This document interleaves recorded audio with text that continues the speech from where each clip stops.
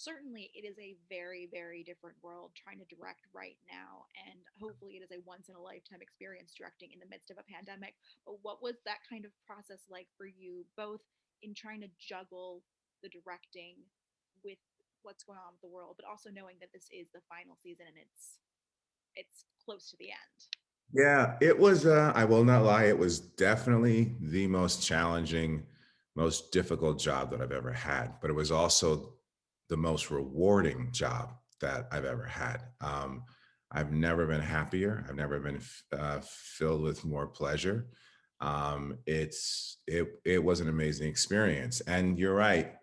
Stepping into that chair during a once in a lifetime pandemic where the hours are cut down. There are so many restrictions. So you really wind up only being able to work, I'd say probably about 7.5 hours when we're used to anywhere between 12 to 13, 12 to 14 hours, right? So um, you have to be highly imaginative.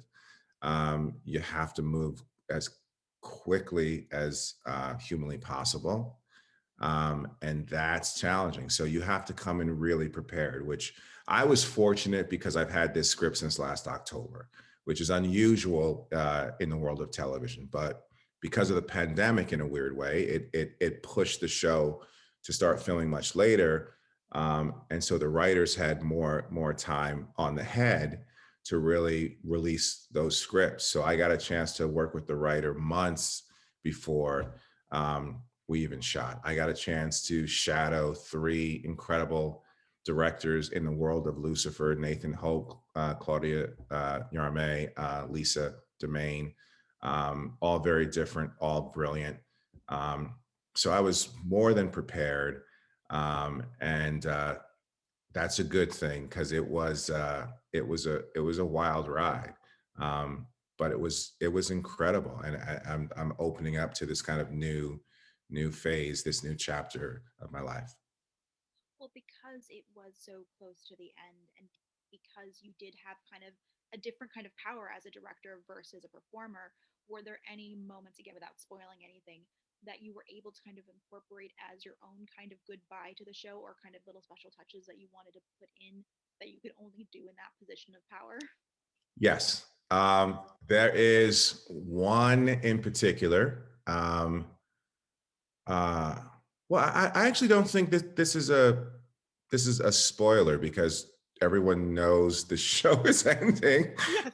So there are going to be certain set pieces that you're going to see for the last time. So I just won't tell you what happens within that set piece. But there's a moment when I was on the phone with Ildi and the writer Ayana, and they had a scene that was going to take place inside a car. And I said, you know what, guys?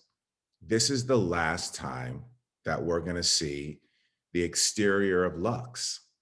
So why don't we take that scene that's in a car and put it in the exterior of Lux? It will be something that the fans get a chance to see for the last time. All those lights, the outside, downtown Los Angeles. We get to frame it nice. And there's a little something that I do that I won't say, that um, as the scene ends, it's my way of saying goodbye, as if we're kind of turning off the lights of the show, and and fans get a chance to kind of see that. I think it's a moment that some people are probably going to like miss, and then I think when it's over and when they hear Amy and Scott talk about it, they're going to go back and take a look at that scene again and realize that there was a lot of thought behind that scene. And that's one of the moments that I'm really proud of.